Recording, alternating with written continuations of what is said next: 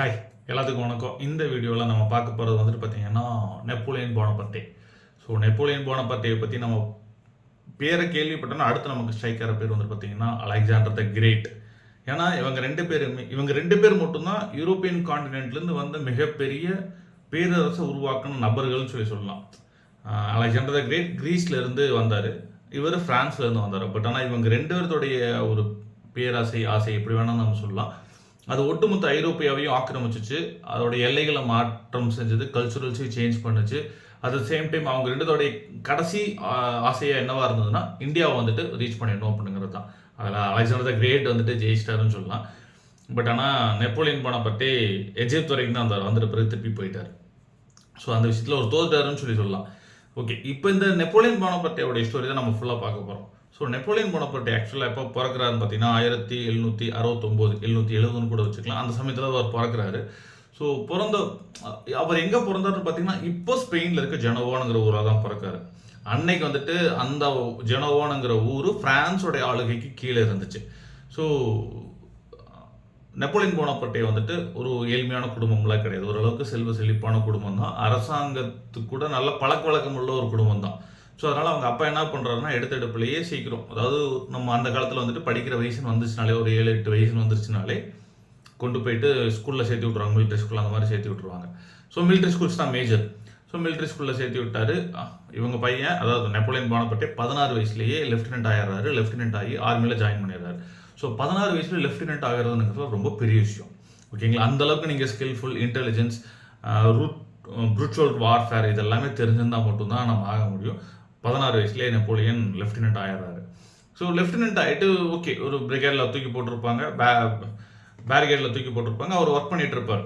But ஆனால் இங்கிருந்து அவர் மேலே போகணும். இதுக்கு வாய்ப்பு அமைஞ்சது தான் French revolution. So French revolution வந்துட்டு தனியாக வேற ஒரு ஸ்டோரி, வேற ஒரு ஹிஸ்ட்ரி. இதே ஹிஸ்ட்ரி சீரீஸில் வேற ஒரு டைம் நம்ம பார்ப்போம். ஸோ இந்த ஃப்ரெஞ்ச் ரெவல்யூஷன் அப்போ அந்த கிளர்ச்சியாளர்கள் எல்லாம் கட்டுப்படுத்தணும் அப்படிங்கிறதுக்கு வேண்டி ஆர்மி யூஸ் பண்ணுறாங்க.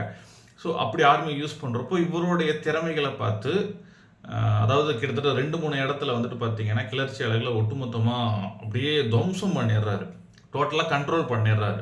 அதை ஜெயிக்கவே முடியாதுன்னு நினைக்கிறாங்க.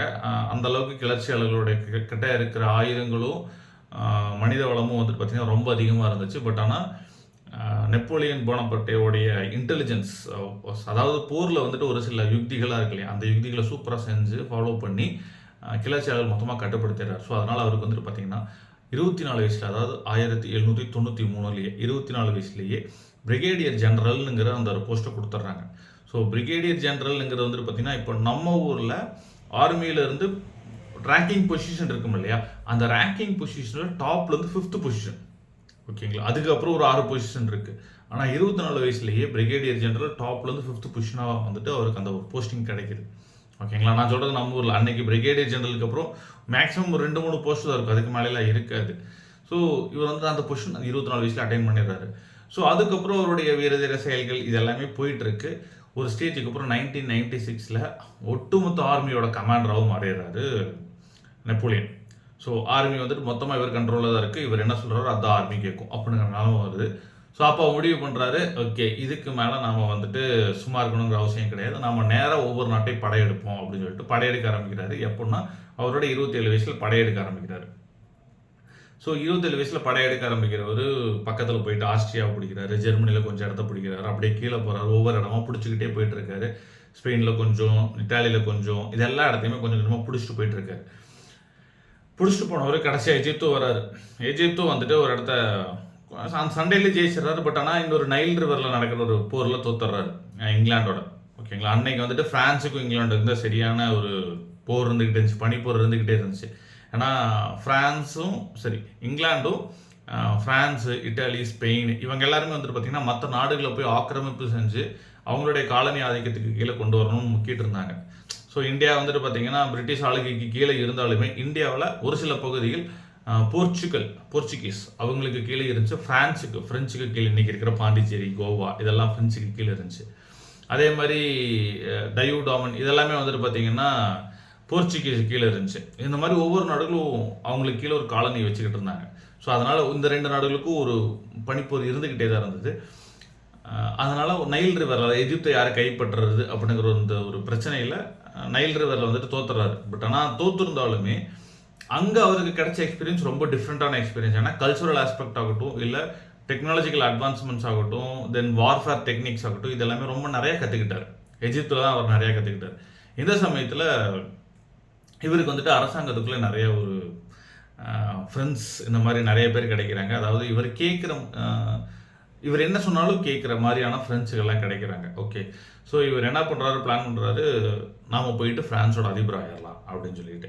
ஸோ யாருக்கும் தெரியாமையே அந்த கடித பரிமாற்றங்கள்லாம் நடக்குது. எஜிப்தில் இருந்து இவர் ஃப்ரான்ஸ் போகிறாரு. அது யாருக்குமே தெரியாத மாதிரி பார்த்துக்கிறாரு. ஸ்ட்ரெயிட்டாக ஃப்ரான்ஸ் போகிறாரு. அங்கே ஒரு சின்னதாக ஒரு கூப் மாதிரி தான். இப்போ எப்படி பக்கத்து நாடான பங்களாதேஷ் எப்படி நம்ம சொல்ல முடியாது, கிட்டத்தட்ட பங்களாதேஷ்னு சொல்லலாம். ஆனால் பங்களாதேஷில் நடந்த மாதிரியான வன்முறைகள் நடக்கலை. ஓகே, ஸோ அந்த மாதிரியான ஒரு சின்ன வன்முறைகளை ஏற்படுத்தி பெரிய அளவில் உயிர் சேதங்களாக எதுவுமே ஏற்படாமல் இவர் வந்துட்டு ஃப்ரான்ஸோட அதிபர் ஆயிடுறாரு. கிட்டத்தட்ட சான்ஸ்லர்னு சொல்லலாம், கவுன்சிலர்னு சொல்கிறாங்க. ஸோ கவுன்சிலர் ஆயிடுறாரு. எப்போனா 1796 ஆயிடுறாரு.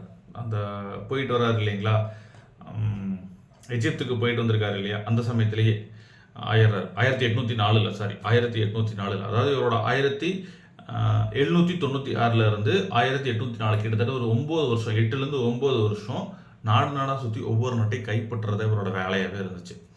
ஸோ 1804 ஃப்ரான்ஸுக்கு வந்துட்ட பிறகு இவர் அதிபர் ஆயிடுறாரு. அதிபர் ஆனதுக்கப்புறம் இவர் சேஞ்சஸ் பண்ண அந்த எஜுகேஷனல் சிஸ்டம் தான் இன்னைக்கு வரைக்கும். அப்புறம் எஜுகேஷனல் சிஸ்டம் ப்ளஸ் இந்த ஜுடிஷியல் சிஸ்டம்ஸ், அப்புறம் சட்டத்திட்டங்கள், இது எல்லாமே வந்துட்டு பார்த்திங்கன்னா இன்றைக்கி வரைக்கும் பெரும்பாலான நாடுகள் ஃபாலோ பண்ணிகிட்டு இருக்காங்க. நம்ம நாடுமே வந்துட்டு பார்த்திங்கன்னா நம்ம எங்கேருந்து அதிகமாக எடுத்துருக்கோம்னா ஃப்ரான்ஸ்லேருந்து அதிகமாக எடுத்துருக்கோம். அதாவது நம்ம சட்டத்திட்டங்களை எப்படி வடிவமைக்கணும் அப்படிங்கிற மாதிரியான கான்செப்ட்ஸ் எல்லாம் இருக்குது இல்லைங்களா, அந்த மாடலை வந்துட்டு ஃப்ரான்ஸ்லேருந்து அதிகமாக எடுத்துருக்கோம். ஸோ இவர் வந்துட்டு அந்த மாதிரி நிறைய ரிஃபார்ம்ஸை கொண்டு வர்றாரு. ஃபஸ்ட்டு எடுத்தோன்னே அதான் பண்ணுறாரு. குழந்தைகள், அதாவது படிப்பு விஷயம் வர்றப்போ ஜஸ்ட் ஆர்மி ஸ்கூல் மட்டும் இல்லாமல் lower level school, secondary school, technical institute, engineering college மாதிரியான விஷயங்கள் எல்லாத்தையுமே கொண்டு வரணும்னு சொல்லி பண்ணுறாரு. இது ஒரு பக்கம் நடக்குது. அட் சேம் டைம் ஜுடிஷியல் விஷயத்துலேயும் ஒரு பக்கம் தனியாக நடக்குது. அதுக்கப்புறம் கத்தோலிக் சர்ச்சு கூட ஒரு அக்ரிமெண்ட் சைன் பண்ணுறாரு. ஏன்னா அப்போ வந்துட்டு கத்தோலிக்க திருச்சபை ஒவ்வொரு நாடுலேயும் இருக்கும். அந்த கத்தோலிக்க திருச்சபை வந்துட்டு பார்த்தீங்கன்னா கிட்டத்தட்ட கவர்மெண்ட்டுக்கு எதிராகவே நடந்துட்டு இருக்கும். கவர்மெண்ட்டுக்கு எதிராக அப்படியே கொம்பு செய்ய விடுறது இதெல்லாம் பண்ணிகிட்டு இருக்கும் மக்களுக்கிட்ட. ஸோ இவர் வந்துட்டு இந்த கத்தோலிக்க திருச்சபை கிட்டக்க ஒரு அண்டர் கிரவுண்ட் டீலிங் எல்லாம் பண்ணி, நீங்கள் வந்துட்டு இந்த மாதிரி பிரச்சனைகள்லாம் பண்ணக்கூடாது அப்படிங்கிற மாதிரிலாம் டீலிங் போட்டு நாட்டை சுமூகமாக நடத்தி கொண்டு போயிட்டு இருக்காரு. But at the same time இவரால் வந்துட்டு பார்த்தீங்கன்னா இவருடைய நாடு பிடிக்கும் வேட்கையை நிறுத்தவே முடியல. ஸோ திருப்பி படையெடுக்கிறாரு. திருப்பி ஜெர்மனி போகிறாரு, ஃப்ரான்ஸ் போகிறாரு, சரி ஆஸ்திரேலியா போகிறாரு, எல்லா பக்கம் போய் ஜெயிச்சுக்கிட்டே இருக்காரு. சரி ரஷ்யா போவோம் அப்படின்னு முடிவு பண்ணுறாரு. ஆக்சுவலாக ரஷ்யா இதுக்கு முன்னாடியே போய் ஒரு போரில் ஜெயிச்சு வந்துடுவார். பட் திருப்பியும் எம்பரர் ஆனதுக்கப்புறம், அதாவது சான்சலர் ஆனதுக்கப்புறம் ரஷ்யாவுக்கு போகலான்ட்டு போகிறாரு. ரஷ்யாவுக்கு போகிறப்போ கரெக்டாக பனிக்காலம். அதாவது ஹிட்லர் என்ன தப்பு பண்ணாரோ அதே தப்பு தான் அங்கேயும் பண்ணியிருக்காரு. ஹிட்லர் இவரை பார்த்தாலும் கற்றுக்கிட்டு இருந்திருக்கலாம். ஸோ பனிக்காலத்தில் ரஷ்யா பக்கம் போகவே கூடாது. ஏன்னா அந்தளவுக்கு பனிப்பொழியும், நமக்கு ரோடும் தெரியாது, ஒன்றும் தெரியாது. ஓகேங்களா, நம்ம கொண்டு வந்திருக்க சாப்பாடு முடிஞ்சிடும், நோய்வாய் ஏற்படும், இது நிறையா பிரச்சனைகள் வரும். ஸோ இவர் வந்துட்டு கரெக்டாக பனிக்காலத்தில் போகிறாரு, மாட்டுறாரு. கிட்டத்தட்ட 6 லட்சம் படை வீரர்களை கூப்பிட்டு போனவர் கடைசியில் அவர் ரிட்டர்ன் கூப்பிட்டு வரப்போ 1 லட்சத்துக்கும் குறைவான நபர்களை தான் ரிட்டர்ன் ஃப்ரான்ஸுக்கே கூப்பிட்டு வர்றாரு. ஸோ ஆல்மோஸ்ட் முக்கால்வாசி படம் வந்துட்டு அழிஞ்சே போச்சு, ரஷ்யாவிலே அழிஞ்சு போச்சு. ஸோ இவருக்கு என்ன பண்ணுறதுன்னு தெரியல, எல்லாத்தையும் கூப்பிட்டு வந்துட்டார். கூப்பிட்டு வந்ததுக்கப்புறம் தான் இவரோட டவுன்ஃபாலே ஆரம்பிக்குது. அதாவது ரஷ்யா தொட்டாரும் இவர் கெட்டாருங்கிற மாதிரி தான் இருந்துச்சு. ஸோ இவர் கூப்பிட்டு வந்ததுக்கப்புறம் என்ன ஆகுதுன்னா, சுற்றி எல்லா பக்கம் பகையை ஏற்படுத்தி வச்சாச்சு. ஏன்னா ஆஸ்திரியா, ஜெர்மனி, இட்டாலி எல்லா பக்கம் பகையை ஏற்படுத்தி வச்சாச்சு. இப்போ இவர் வந்துட்டு அடிப்பட்டு உட்காந்துருக்காரு. அடிப்பட்ட சிங்கத்தோட கர்ஜனை நேர கணக்காக இவர் உட்காந்துருக்காரு. உடனே என்ன பண்ணுறாங்க, இவங்க எல்லாம் சேர்ந்து அட்டாக் பண்ண ஆரம்பிக்கிறாங்க. இவரால் பெருசாக ஜொலிக்க முடியலைங்கிறதா உண்மை. ஸோ 1814 வந்துட்டு பார்த்தீங்கன்னா இவர் மொத்தமாக தோத்துடுறாரு. 1814 மொத்தமாக தோத்துடுறாரு. தோத்துட்டு இவரை நாடு கடத்துறாங்க ஒரு ஐலாண்டுக்கு. அந்த ஐலாண்டோட பேர் பார்த்தீங்கன்னா எல்பானுங்கிற ஒரு ஐலாண்டுக்கு நாடு கடத்துறாங்க. ஸோ நாடு கடத்தி அங்கே இருக்க ஒரு ஜெயிலில் உட்கார வச்சுருக்காங்க. அந்த ஜெயிலில் உட்காந்துட்டு இருந்தவர் ஒரு ரொம்ப நாளாக உட்காரல, கொஞ்ச நாள் எஸ்கேப் ஆகிறாரு. ஸோ எஸ்கேப் ஆகி என்ன பண்ணுறாருன்னா, திருப்பியும் ஃப்ரான்ஸுக்கு யாருக்கும் தெரியாமல் உள்ளார வர்றாரு. உள்ளார வந்து அங்கே இருக்கிற மக்கள்கிட்ட, அப்புறம் அங்கே இருக்க ஜென்ரல்ஸ், அரசாங்க அதிகாரிகள் இவங்ககிட்ட எல்லாம் பேசி பண்ணி திருப்பியும் நான் ஆட்சியை பிடிச்சிட்றேன், நல்லபடியாக நாட்டை கொண்டு போகலாம் அப்படி இப்படிலாம் பிரெயின் வாஷ் பண்ணி திருப்பியும் ஆட்சியை பிடிக்கிறாரு. பட் ஆனால் திருப்பி 3 மாதத்துலேயே பிரச்சனைகள் நடக்குது.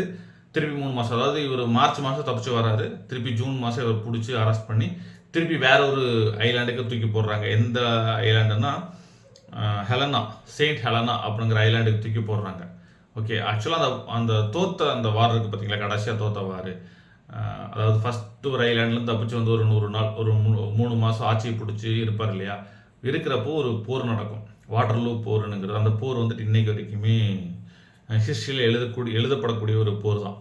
ஸோ அந்த போரில் தோற்றதுக்கப்புறம், அதாவது இங்கிலாந்து கிட்ட தான் தோக்குறாரு. இங்கிலாந்து கூட தோற்றதுக்கப்புறம் இவரை கொண்டு போயிட்டு அந்த செயின்ட் ஹெலனா அப்படிங்கிற ஒரு தீவில் திருப்பி அடைச்சி வைக்கிறாங்க. அந்த தீவில் அடுத்து ஒரு 6 வருஷம் இருந்து சாகுறாரு அவர். ஓகேங்களா, அதாவது 6 வருஷம் இருந்து சாகுறாரு அப்படின்னாலும் அவர் எஸ்கேப் ஆகிறதுக்கெல்லாம் நிறைய டெக்னிக்கெல்லாம் கொடுத்துருந்தாங்க. செஸ் போர்டு அவருக்கு வந்துட்டு விளையாடுற கொடுத்துருந்தாங்க. அந்த செஸ் போர்டில் பேப்பருக்கு அடியில் இந்த தீவுலேருந்து எப்படி தப்பிச்சு போகிறதுன்னு ஒரு பிளானே கொடுத்துருந்தாங்க. அது வந்துட்டு ரீசெண்டாக ஒரு 10 to 15 years பேக்கு தான் அந்த செஸ் போர்டை வந்துட்டு ஏலத்தில் எடுத்த நபர் கண்டுபிடிச்சாரு. ஸோ அன்னைக்கே நெப்போலியன் கண்டுபிடிச்சிருந்தாருன்னா எகெயின் யூரோப்போட மேப் எகெயின் மாறி இருந்திருக்கும். ஓகேங்களா, ஸோ இதையும் தாண்டி நெப்போலியன் போனபர்ட்டே இவ்வளோ நம்ம போர் நம்ம பார்த்துருந்தாலும் நெப்போலியன் போனபர்ட்டேக்கு ஒரு லவர் இருந்தாங்க. ஓகேங்களா, நெப்போலியன் எங்கே போனாலும் நெப்போலியன் போனபர்ட்டேயோட லவ்வருக்கு ஒரு லெட்டர் எழுதிக்கிட்டே இருப்பார். அந்த லெட்டர் வந்துட்டு செம்ம ஃபேமஸுங்க. ஸோ அந்த லெட்டர் வந்துட்டு பார்த்தீங்கன்னா நிறைய டைம் ஏலமெல்லாம் போயிட்டு அவ்வளோ கவிதை ரசத்தோட 2 பேரும் மாற்றி எழுதியிருப்பாங்க. ஸோ அந்த லெட்டர் வந்துட்டு பார்த்தீங்கன்னா செம்ம வேல்யூபிளான ஒரு லெட்டர்ஸாக இருக்குது. பாருங்கள், பார்த்தீங்கன்னா தெரியும். ஸோ இதுதான் நெப்போலியன் போனபர்ட்டேயோட ஸ்டோரி. ஸோ இந்த ஸ்டோரியில் நம்ம ஆக்சுவலாக புரிஞ்சுக்க வேண்டியது என்னென்னா, நமக்கு எவ்வளோ வேணால் வேட்கை இருக்கலாம். ஒரு நல்ல மேலே இருக்கிற ஒரு பொசிஷனில் போய் உட்கார்ந்ததுக்கப்புறம் நம்ம ஒவ்வொன்றும் பண்ணுறதெல்லாம் ரொம்ப பொறுமையாக பார்க்க வேண்டியதாக இருக்குது. என்னன்னா, இவர் பிறந்தது 1769, இறந்தது 1821. முழுசாக 51 வயசு தான் உயிரோடு இருந்திருக்காரு. அதில் 6 வருஷம் ஜெயிலு. ஸோ 6 வருஷம் ஜெயிலுன்னு கணக்கு போட்டால் 45 வருஷம் தான். 45 வருஷத்துக்குள்ளேயே நெப்போலியன் போனபர்ட்டே அப்படிங்கிற நபருடைய மொத்த ஹிஸ்ட்ரியும் இல்லாமல் நாம் யூரோப்பியன் ஹிஸ்ட்ரி எழுத முடியாதுங்கிற நிலைமைக்கு கொண்டு போய் விட்டுட்டார். அதாவது நம்ம ஹிஸ்ட்ரியை புரட்டி பார்க்குறப்போ அலெக்சாண்டர் த கிரேட்டோடைய வயசும் அவ்வளோதான், 40-45க்குள்ளேயே தான் இருக்கும். அதுக்கு முன்னாடியே செத்து போயிட்டார். இவரும் வந்துட்டு பார்த்தீங்கன்னா 45 வயசோட முடிஞ்சு போச்சு அவரோட ஸ்டோரி. அடுத்த 6 வருஷம் ஜெயிலில் தான் போனார். ஸோ வயசு என்றைக்குமே பிரச்சனையாக இருந்ததில்லை ஹிஸ்ட்ரியை பொறுத்த வரைக்கும். உங்களுடைய வீரியம் எவ்வளவு, காரியமும் வீரியமும் எவ்வளவு அப்படிங்கிறத ரொம்ப முக்கியமாக இருந்திருக்கு. ஸோ அடுத்த வீடியோவில் அடுத்த ஒரு சீரீஸை பற்றி நம்ம முழுசாக பார்க்கலாம். Bye, thank you.